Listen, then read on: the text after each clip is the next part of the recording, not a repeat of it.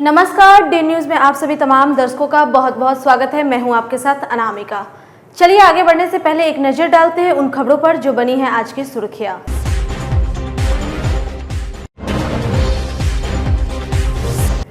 एक बार फिर मोतीपुर इलाके में एक यात्री को अपराधियों ने बनाया निशाना। नकदी लूटने के बाद हथियार के बल एटीएम से भी निकलवाया कैश। 3:30 बजे उतरे मोहम्मद चौक।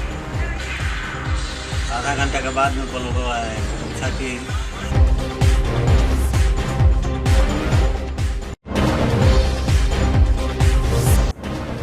दुष्कर्म के आरोपी को मिला आजीवन कारावास की सजा, अंतिम सांस तक रहना पड़ेगा जेल में।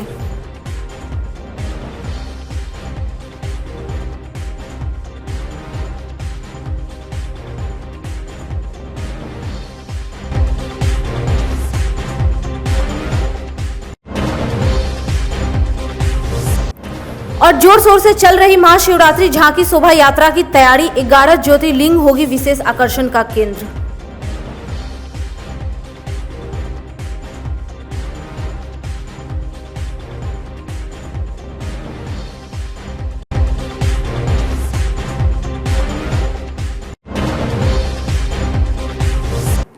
ये थी सुर्खियां और अब खबरें विस्तार से। मोतीपुर साहिबगंज मार्ग इन दिनों अपराधियों के लिए सेफ जोन बना हुआ है। 2 दिन पहले ही एक ट्रक मालिक को गोली मारकर अपराधियों ने कैश लूट लिया था। इससे पहले भी इलाके में कई बड़े वारदात को लुटेरों ने अंजाम दे चुका है। मंगलवार की सुबह सिलीगुड़ी से मोहम्मदपुर चौक उतरे शंभू भगत नामक व्यक्ति को एक बोलेरो चालक ने न सिर्फ पास में रखी नकदी लूट लिया, बल्कि पिस्तौल के नोक पर एटीएम का पिन कोड भी जान लिया और मोतीपुर के गांधी चौक स्थित एक्सिस बैंक के एटीएम से 25,000 रुपए निकाल लिए। सिलीगुड़ी से बस से आया, सवेरे 3:30 बजे उतरे मोहम्मदपुर चौक पर। आधा घंटा के बाद में बोलेरो आए, को पूछा कि यहाँ का केसरिया का पता पूछने लगा, सिवान का पता पूछने लगा। मैं बता दिया। हमसे फिर पूछा कि आप कहाँ जाने वाले हैं? हम बोले कि साहिबगंज जाने वाले हैं। तो हमसे बोला कि 100 रुपये लेंगे किराया। 100 रुपये हम सकार लिए। 2 आदमी था, एक ड्राइवर। कहाँ पर था? मोहम्मदपुर चौक। कब की घटना है? सुबह 3:30 बजे। आज सुबह? आज सुबह। अच्छा, उसके बाद क्या हुआ? उसके बाद में बैठा लिया तो 2 आदमी, थोड़ा 5 दिन बढ़े तो 2 आदमी और आ गया बैग लेकर। बोल रहा है कि हम भी चलेंगे, उधर लाला छपरा जाना है। लाला छपरा जाने के लिए वो भी बैठ गया। उसमें जाकर फ्लोरिया जब तक शीशा उसा बंद कर लिया, कुछ आधा राह में गया तो वो बातचीत चलने लगा एटीएम का कि हाँ एटीएम कहाँ है, ये सब कहाँ है। फ्लोरिया चौक पर जाते जाते वो भिड़ा दिया घर। एटीएम का पिन नंबर ले लिया, एटीएम छीन लिया, पिन नंबर ले लिया, तब वो बाहर धकेल कर निकाल दिया। 8 वर्षीय बच्ची के साथ दुराचार करने के आरोपी को मुजफ्फरपुर के विशेष पॉक्सो कोर्ट ने अंतिम सांस तक जेल में रखने का फैसला सुनाया है। वर्ष 2018 में औराई के हरपुरवंशी गांव की इस घटना में सुजीत के ऊपर 50,000 रुपए की जुर्माना भी लगाया गया था। साथ ही जज दीपक कुमार ने पीड़ित परिवार को 10 लाख रुपए का मुआवजा देने का भी फैसला सुनाया। महिला थाना कांड संख्या 2018 है, जिसमें एक्यूज सुजीत कुमार को सज़ा दी गई है। यह सज़ा आजीवन कारावास मृत्यु तक दिया गया है और 50,000 रुपया जुर्माना भी किया गया है और विक्टिम को प्रतिकर के रूप में 10 लाख रुपया देने का भी आदेश जिला विधिक सेवा प्राधिकार को दिया गया है। ऑफेंस क्या है? ऑफेंस वही 376 का आरोप है और विक्टिम की उम्र 8 वर्ष की मात्र थी। कहाँ का मामला? ये मामला औराई थाना क्षेत्र का है, लेकिन कांड दर्ज किया गया महिला थाना द्वारा। किस साल का है? 2018 की घटना है। पिछले 16 फरवरी से लापता लक्ष्मी चौक की 5 वर्षीय खुशी की सकुशल बरामदगी को लेकर नगर विधायक विजेंद्र चौधरी ने मंगलवार को विधानसभा में सवाल उठाया। इसमें राजद विधायक अनिल सहनी ने भी साथ दिया। नगर विधायक ने कहा कि सरकार से विशेष टीम बनाकर बच्ची की बरामदगी की मांग की गई। वहीं उन्होंने कहा कि पूरे जिले में विधि व्यवस्था कमजोर पड़ गई है। खुशबू कुमारी नाम की लड़की 16 तारीख से गायब है, 16 फरवरी से, और अभी तक कुछ ट्रेस आउट नहीं हुआ है। हालांकि शासन प्रशासन के लोग भी काम में लगे हुए हैं, मोहल्ला वासी से लेकर पूरा शहर शोक में डूबा हुआ है। इतना सुंदर बच्ची है। आज हमने शून्यकाल में इस मामला को विधानसभा में उठाया है और अनिल सहनी जी जो विधायक हैं, उनके घर के बगल का मामला है, उन्होंने भी सहयोग किया है। उन्होंने भी सरकार से जवाब मांगा कि जल्दी से जल्दी इसकी बरामदगी हो। तो बड़ा दुखद स्थिति है कि ये छोटी सी बच्ची आखिर कहाँ चली गई। इतना प्रयास हो रहा है लेकिन कोई रिपोर्ट अभी तक नहीं आया है। तो विधानसभा में हम लोगों ने मांग किया है सरकार से कि भाई ये बच्ची की बरामदगी के लिए टीम बनाया जाए, जिससे कि उसका सुराग लग सके। और अपराध का जो ग्राफ बढ़ा है, इसको भी रोकने का प्रयास शासन प्रशासन को करना चाहिए। तो अब देखिए, 1-2 दिन में फिर हम लोग बड़े पदाधिकारियों से वहाँ पटना में मिलेंगे, क्योंकि बच्ची इतनी सुंदर है, सारा शहर शोक में डूबा हुआ है, परेशान है। वो लोग अनशन किए थे तो अनशन भी हमने तोड़वा दिया, क्योंकि कितना दिन कोई आदमी अपनी ज़िंदगी देने के लिए तैयार। इधर ब्राह्मणसी समाज के चिंतन शिविर पर नगर विधायक विजेंद्र चौधरी ने कहा कि पद पर रहते अपने समाज का काम नहीं करने वाले नेताओं को जनता नकार ही देती है। वहीं उन्होंने कहा कि पूर्व मंत्री सुरेश शर्मा का भी यही हाल हुआ। नगर विधायक ने माना कि आबादी के अनुपात में इस समय ब्राह्मणसी समाज को राजनीति में भागीदारी नहीं मिल रही है। पूर्व मंत्री सुरेश शर्मा को सलाह देते हुए नगर विधायक ने कहा कि आगे अपने परिवार से नहीं बल्कि अपने किसी सहयोगी को चुनाव लड़वाए। भाई, हर समाज को इस तरह के सम्मेलन करने का अधिकार है। पहले से उस समाज का इतिहास रहा है कि बड़ी आबादी, मतलब राजनीति से जुड़ा हुआ समाज रहा है, प्रबुद्ध समाज रहा है, बुद्धिजीवी समाज रहा है, और उनकी हिस्सेदारी आज के डेट में कमी है। पहले काफ़ी रिप्रेजेंटेशन होता था उस समाज का, और वो लोग बांटते थे पदों को, टिकट को। आज यदि घटा है तो हर समाज को अपने अधिकार के लिए, अपने हिस्से के मांग करने के लिए अधिकार, सम्मेलन करने का अधिकार है। इसलिए इसमें कोई बुराई नहीं है। जहाँ तक सुरेश शर्मा जी का बात है, तो उनको समाज के लोगों ने इसलिए नेगलेक्ट कर दिया कि उन्होंने कोई काम ठीक से नहीं किया, पैरवी नहीं किया। और भूमिहार समाज, ब्राह्मणसी समाज जो है सो चाहता है कि हमको मजबूत आदमी चाहिए विधायक में, चाहे किसी भी पद पर, राजनीतिक पद पर, जो हमारा काम करा सके। ये म्याऊं म्याऊं करते हैं, बोलते हैं हमारा कोई सुनवे नहीं कर रहा है। तो इनका कौन, समाज का लोग बिगड़ा हुआ है कि भाई जब मजबूत आप विधायक बन गए, मंत्री बन गए, इससे बड़ा क्या होगा होता। उसके बावजूद भी आप काम नहीं कराने में सक्षम नहीं हो पाए, अपने क्षेत्र के विकास भी नहीं कराए, लोगों को मदद भी नहीं कर पाए। तो इसके कारण समाज के लोग उनके ऊपर गुस्सा। तो हम अपील करेंगे उनसे कि फिर से यदि जनता के बीच में लोकप्रियता बढ़ाना है तो आप स्वयं और परिवार के किसी लोगों को चुनाव लड़ने से मना कीजिए, और अपने समर्थक कार्यकर्ता जो आपके लिए जी जान लगाया है उनको टिकट दिवाइए और उनको लड़ाइए। मतलब आपका मैसेज फिर समाज में चला जाएगा कि भाई त्याग किए हैं, तपस्या किए हैं। और हम लोग हर समाज के लोगों का सम्मान करते हैं, किसी समाज से हम लोग का कोई द्वेष नहीं है। भूमिहार समाज श्री कृष्ण बाबू का समाज, रामदयालु बाबू का समाज है।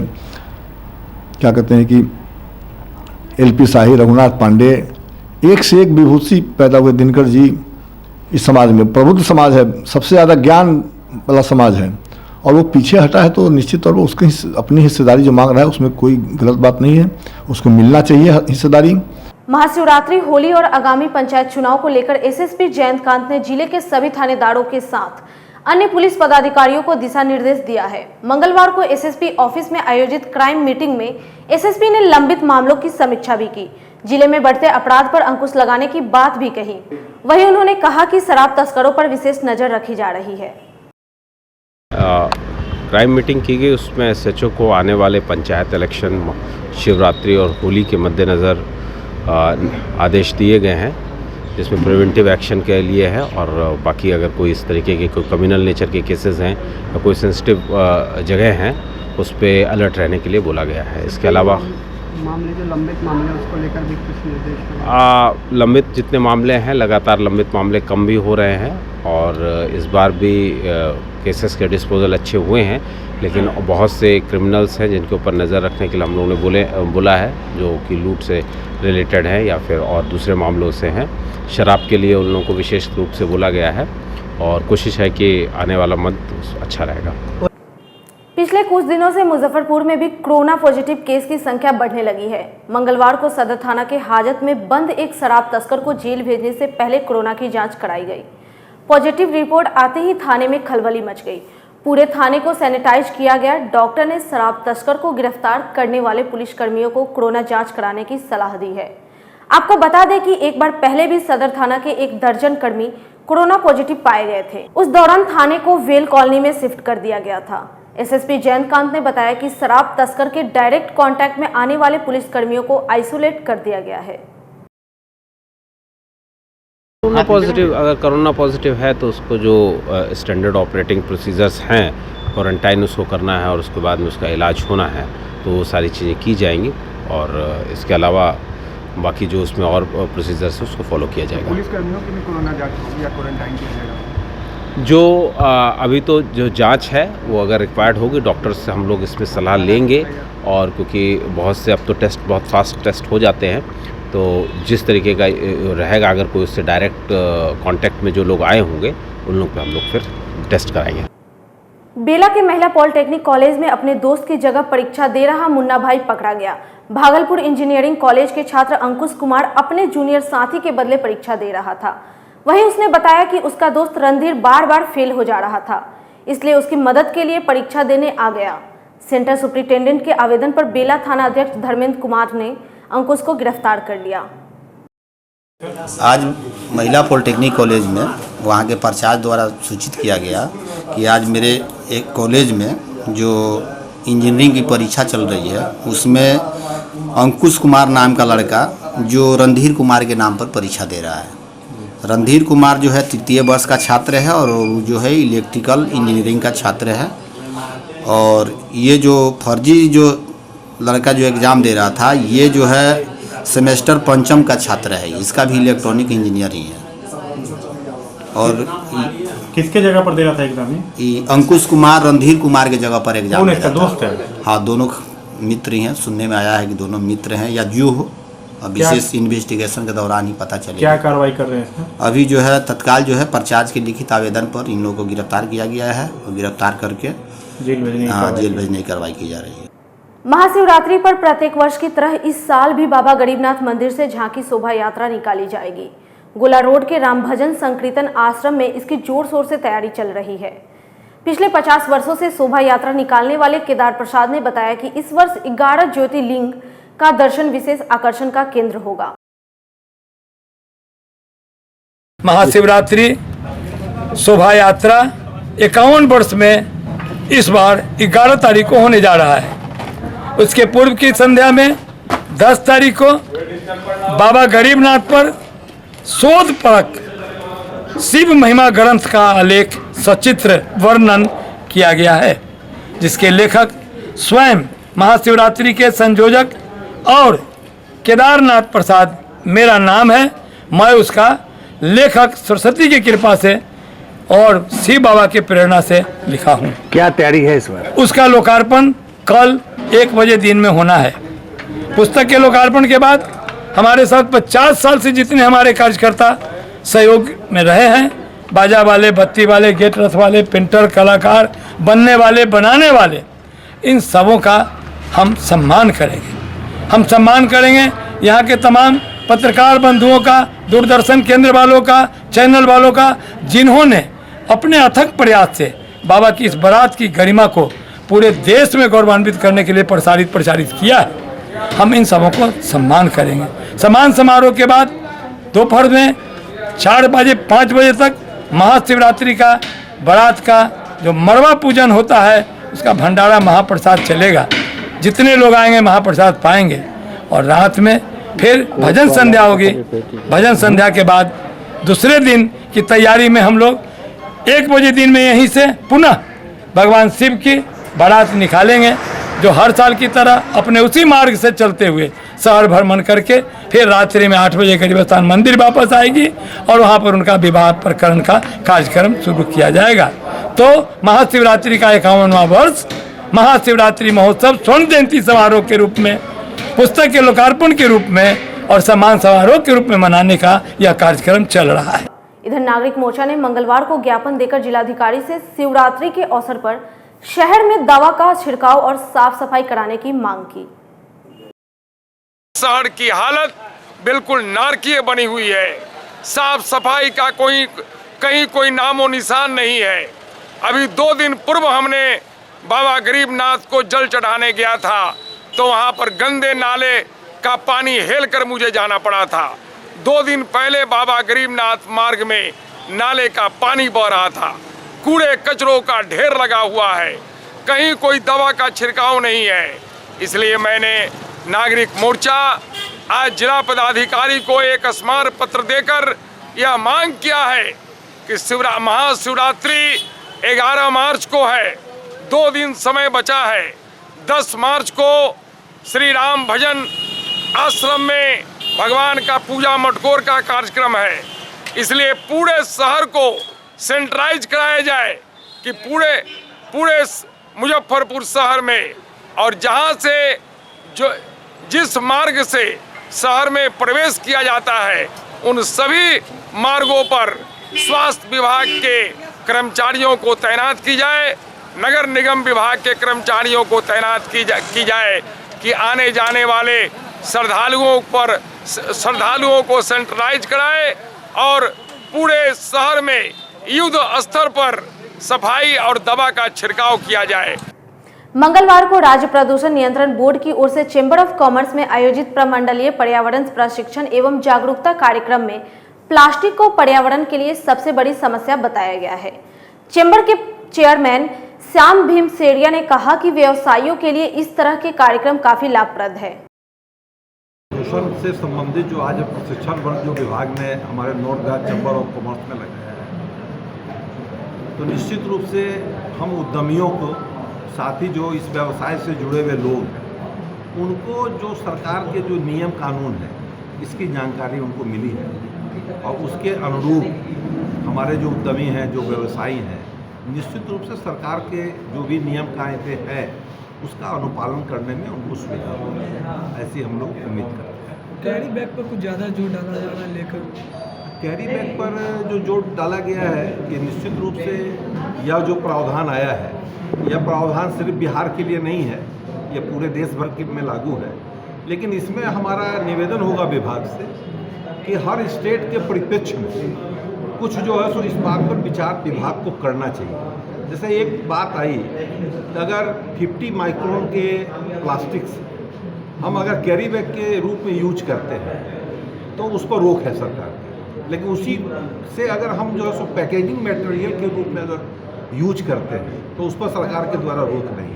तो ये मुझको व्यक्तिगत रूप से थोड़ा इसमें कंट्राडिक्शन लग रहा है।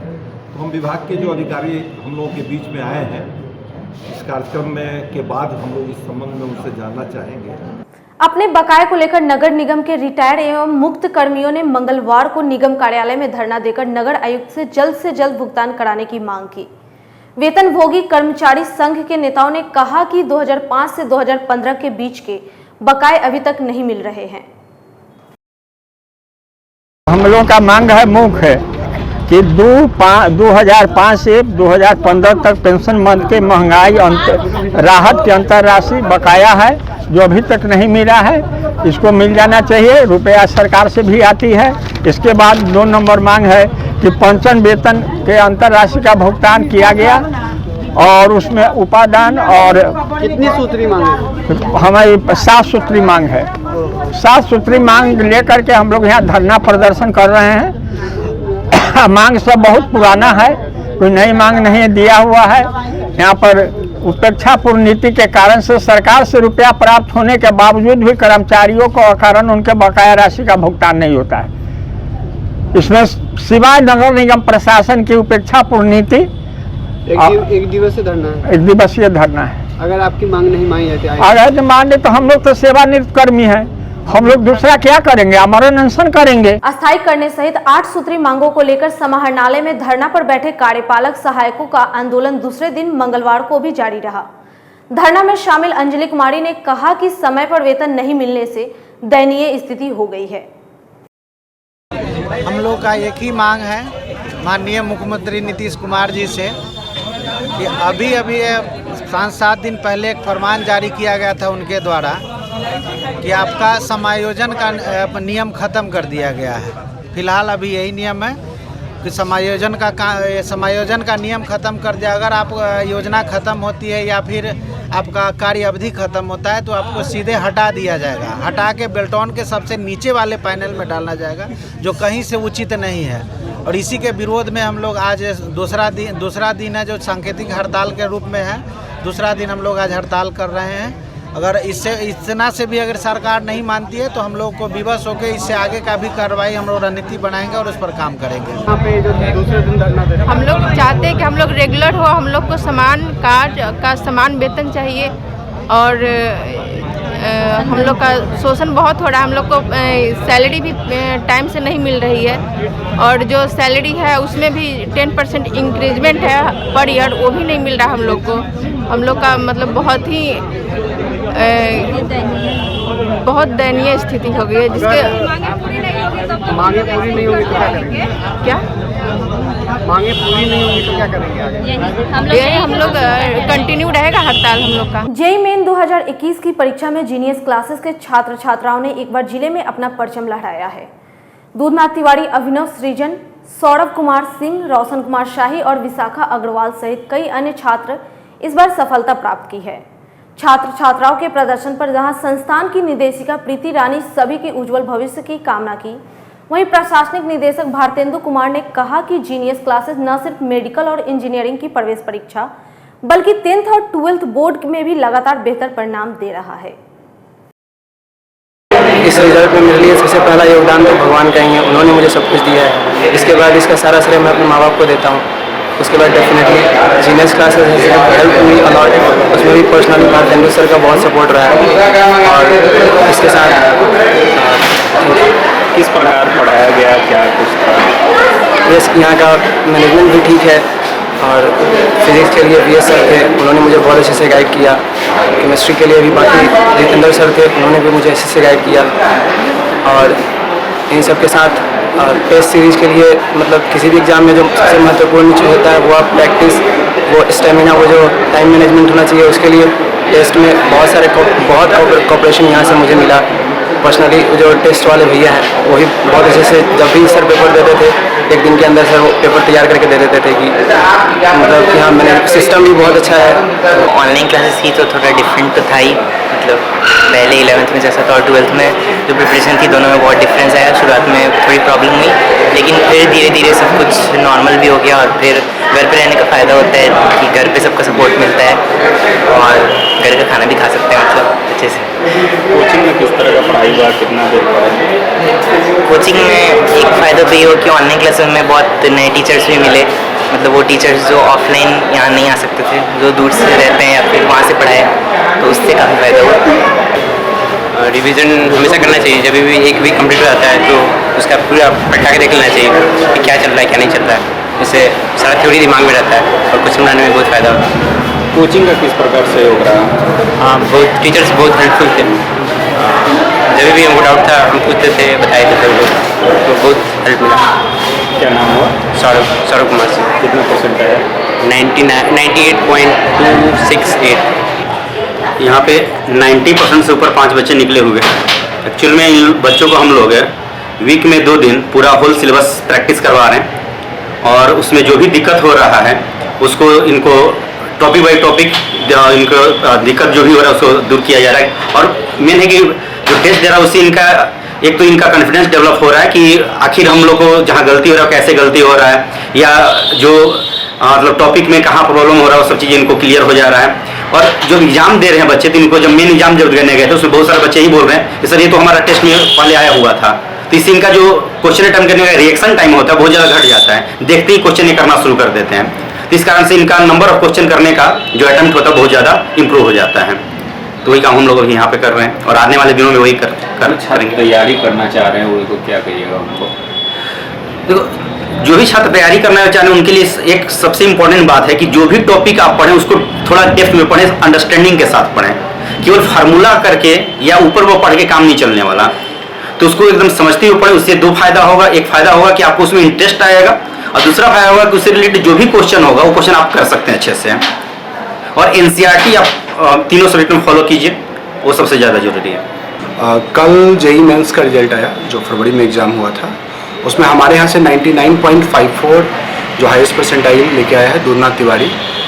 सरियागंज में एक मंदिर है, उसके पुजारी हैं उसके पिताजी, और बच्चा अथक परिश्रम करके इन 2 सालों में यह रिजल्ट लेके आया है। इसके साथ ही हमारे यहाँ अभिनव सृजन है जो 98.96 परसेंटाइल लेके आया है। सौरभ है जो 98.26 लेके आया है, और भी अन्य बच्चे हैं जो 90 to 99 परसेंटाइल में बच्चे हैं। किस प्रकार तैयारी कराया जाता है, क्या कुछ? देखिए इस वर्ष तो कुछ विशेष रहा, चूँकि लास्ट ईयर पिछले साल मार्च से कोविड का दौर शुरू हो गया, और शुरुआत का 3 महीना तो इन बच्चों के लिए बहुत ही सफ़र करने वाला था, चूँकि एक नए प्लेटफॉर्म पे मूव करना था बच्चों को। जो ऑफलाइन टीचिंग जिसको कल तक हम लोग मतलब कहते थे कि इसका इस्तेमाल नहीं कीजिए, सोशल मीडिया से दूर रहिए, टेक्नोलॉजी का कम यूज कीजिए, बच्चों को एक 2 महीने के अंदर उस पर शिफ्ट करना पड़ा, जो हमारे लिए भी एक चैलेंज था, बच्चों के लिए भी एक चैलेंज था। लेकिन इसका एक फ़ायदा भी मिला। कुछ एक टीचर बाहर से कोविड में मुजफ्फरपुर आ गए, कुछ बाहर के टीचर्स जो हमारे फ्रेंड सर्किल में हैं वो ऑनलाइन टीचिंग के माध्यम से हमारे बच्चों को गाइड करना शुरू कर दिए। तो ये एक अच्छा भी कहीं ना कहीं हर एक सिक्का का दोनों पहलू होता है, अच्छा और बुरा, तो मिला जुला करके दोनों रहा। लेकिन बच्चों का परिश्रम है, शिक्षकों का जो मेहनत है, उन्होंने ऑनलाइन टेक्नोलॉजी सबको नहीं पता होता है एक्चुअली। इंजीनियर होने के का ये मतलब नहीं है कि उनको सारा टेक्नोलॉजी जो ये सोशल मीडिया और टेक्नोलॉजी बहुत ज़्यादा पता होगा, तो बट सब लोगों ने बिल्कुल 1 महीने के अंदर उसको एक बार से करके देखा, और उन लोगों ने मेहनत की। सितंबर अक्टूबर से जब हम लोग डाउट क्लास लेना शुरू किए तो 1-1, 2-2 बच्चे आना शुरू किए। आज तो बच्चे आ रहे हैं। आज हम लोग CBT ऑनलाइन करा रहे हैं यहाँ पे, और CBT हम लोग भी टेस्ट कराते हैं। जैसे आपको IIT मेंस का एग्जाम होता है सेंटर पे, बिल्कुल उसी प्लेटफॉर्म पे हम लोग टेस्ट कराते हैं वीकली। सारे बच्चे अपियर होते हैं। तो ये जो रिजल्ट है, अगर हमारे यहाँ बच्चा 95 लेके आ रहा था तो अभी 99 लेके आया है। तो हमारा प्रयास है कि बच्चों को हम लोग और प्रिपेयर करें। मार्च में इस साल अभी फिर है, फिर अप्रैल में है, मई में है, तो 4 मेंस देना है। तो ये 99, 98, 95 जो है ये 100 परसेंटाइल में बच्चे कन्वर्ट होंगे, 99 to 100। मंगलवार को मिठनपुरा रोड के एक होटल में आयोजित समारोह में CTET एग्जाम में सफल हुए महारथ मंत्रा इंस्टीट्यूट के छात्र छात्राओं को सम्मानित किया गया। कार्यक्रम में उपस्थित बीजेपी के जिला अध्यक्ष रंजन कुमार और RBBM कॉलेज की प्रिंसिपल ममता रानी ने CTET परीक्षा में सफल अनमोल, अभिप्रिया, स्नेहा, मिताली, वर्षा एवं अन्य छात्र छात्राओं को सम्मानित करते हुए उज्जवल भविष्य की कामना की। संस्थान के निदेशक मुन्ना सिंह ने बताया कि महारथ मंत्रा की एक शाखा भगवानपुर रेवा रोड और दूसरी शाखा जुब्बा सनी पार्क के सामने है, जहां CTET एवं अन्य कंपटीशन की तैयारी कराई जाती है। मंत्रा के द्वारा जो सीटेट में सफलता पाए हुए छात्र छात्राएं हैं उनके लिए एक सम्मान समारोह आयोजित किया गया, और मुझे यह देखकर बहुत खुशी हो रही है कि अच्छी संख्या में लड़कियों ने सीटेट में बाजी मारी है, और लड़के भी हैं काफ़ी संख्या में, और इनके उज्जवल भविष्य की हम कामना करते हैं। मुझे लगता है कि शिक्षण का प्रोफेशन बहुत ही नोबल प्रोफेशन है, और उन्होंने इसका चुनाव किया है, तो ये अगली पीढ़ी को अच्छी शिक्षा देंगे, यह मैं उम्मीद करती हूँ, और उनके भविष्य के लिए शुभ। महारथ मंत्रा इंस्टीट्यूट के डायरेक्टर मुन्ना सिंह जी के कुशल मार्गदर्शन में यहाँ के छात्र छात्राओं ने 95% छात्र छात्राओं ने सफलता हासिल की है। आज उन्हीं के सम्मान में ये प्रतिभा सम्मान समारोह का आयोजन किया गया है, और सारे सफल छात्र छात्राओं को सम्मानित किया गया है, और साथ में उनके उज्जवल भविष्य की हम लोगों ने कामना की है, और सबको हम लोगों ने अपनी ओर से ढेर सारी बधाई। और सबसे पहले तो मैं यहाँ पर आए तमाम अतिथिगण का शुक्रिया अदा करता हूँ, तहे दिल से उनका शुक्रिया अदा करता हूँ। ममता मैम जो कि एक रिकॉग्नाइज्ड लेडी हैं, अपने आप में पूरी तरह से परिपूर्ण है, और एजुकेशन के मामले में वो सबसे आगे मैं उनको प्रायोरिटी देता हूँ, because she is such a intelligent and old ladies कह सकते हैं इन एजुकेशन, जिन्होंने अपने आप को इस मुजफ्फरपुर में प्रूव भी किया है, और अच्छी खासी प्रतिष्ठित लेडी के रूप में जानी जाती हैं। उसके बाद मैं बात करूंगा रंजन भैया की, जो कि आज बीजेपी के अध्यक्ष के रूप में जाने जाते हैं, और वो एक डायनेमिक लीडर के रूप में उन्होंने अपने आप को रिप्रेजेंट किया है इस मुजफ्फरपुर सिटी में। ये दोनों पर्सन ये सच वंडरफुल पर्सन्स हैं, जिन्होंने आज मेरे बच्चों को यहाँ पर आकर अपना बिजी शेड्यूल में से उन्होंने टाइम निकाला और उन्हें ब्लेसिंग्स दी। For this I will always obliged to such wonderful personalities. और दूसरी बात मैं ये कहना चाहूँगा कि मेरी महारथ मंत्रा के जो बच्चे हैं उसको तो मैंने सिर्फ एक दिशा निर्देश दिया, एक गाइडलाइन दिया, लेकिन जो भी रिजल्ट जो भी उन्होंने परफॉर्म करा है ये उनकी अपनी डेडिकेशन और उनकी लगन का ही परिणाम है। मैंने तो बहुत बच्चे को पढ़ाया, लेकिन कुछ बच्चे असफल भी होते हैं और उनके लिए खासकर ये बात मैं कहना चाहूँगा कि असफलता ही सफलता की एक सीढ़ी होती है और वो बिल्कुल भी निराश न हो, आने वाले दिनों में वो अच्छे नंबर से पास करेंगे। विशेष स्वच्छता अभियान के तहत आरडीएस कॉलेज की महिला शिक्षकों की ओर से मंगलवार को गरीब महिलाओं के बीच सैनिटरी नैपकिन का वितरण किया गया। शिक्षिकाओं ने बताया कि न सिर्फ महिला दिवस बल्कि सालों भर इस तरह के काम किए जा रहे हैं। नेशनल वुमेंस डे को मद्देनज़र रखते हुए हमने वुमेंस हेल्थ एंड हाइजीन विषय वन डे अवेयरनेस प्रोग्राम किया है, जिसमें हम लोगों ने हमारी महिला चिकित्सक आई थी डॉक्टर कुलदीप कौर और न्यूट्रिशन की तरफ से आई हुई थी डॉक्टर अंजलि चंद्रा, जिन्होंने महिलाओं में होने वाली विभिन्न बीमारियों के ऊपर और माल न्यूट्रिशन के ऊपर चर्चाएँ की और बताया बच्चियों को कि कैसे हम खुद को स्वस्थ रख सकते हैं और खुद को स्वस्थ रख के हम समाज को स्वस्थ बना सकते हैं। चंदवाड़ा निवासी अब्बास साहब के आवास पर सोमवार की रात जश्न खैबर महफिल का आयोजन हुआ, जिसमें कहा गया कि इस्लामिक जंगों में खैबर एक बड़ा मुकाम रखती है। ये जंग यहूदियों के खिलाफ मदीना से 165 किलोमीटर दूर खैबर के स्थान पर लड़ी गई, जिसमें हजरत मोहम्मद साहब का चमत्कार सामने आया। मौके पर मौलाना विकार अहमद रिजवी, मौलाना असद यावर और मौलाना तनवीर रजा विक्टर सहित काफी संख्या में लोग मौजूद रहे। कमर अब्बास साहब और अली अब्बास साहब के घर पर ये जश्न मना रहे हैं। मौलाना विकार अहमद साहब किबला हमारे दरमियान हैं, एक जुमला ये बताएंगे आपको कि फतेह खैबर क्या है। ये फतेह खैबर जिसका एहतमाम इस जश्न का हमारे भाई जनाब अली अब्बास साहब और कमर अब्बास भाई करते हैं और इसमें ये भी बहुत ही दिलचस्पी से जश्न करते हैं और लोग भी बहुत दिलचस्पी से आते हैं। खैबर की तारीख को पूरी दुनिया में आम करना चाहिए, ख़ास तौर से हिंदुस्तान में जहां मौला अली के चाहने वाले हर धर्म के लोग हैं।